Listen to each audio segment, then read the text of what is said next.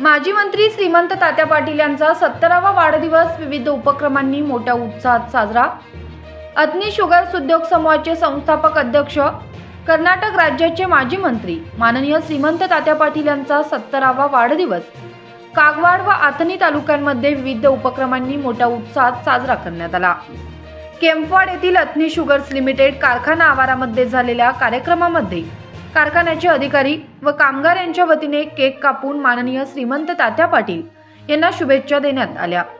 तसेच आजूबाजूच्या परिसरातील नागरिकांच्यासाठी मोफत महाआरोग्य तपासणी शिबिराचे आयोजन करण्यात आले होते।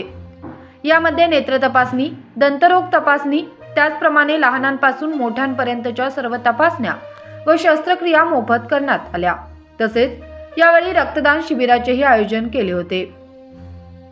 सीमा भागातील तसेच कागवाड व अथनी तालुक्यातील सिंचनाची सुविधा उपलब्ध करून देण्यासाठी रात्रंदिवस अहोरात्र काम करणारे नेते म्हणून शेतकऱ्यांनी श्रीमंत तात्या पाटील यांचा नांगर देऊन सत्कार केला।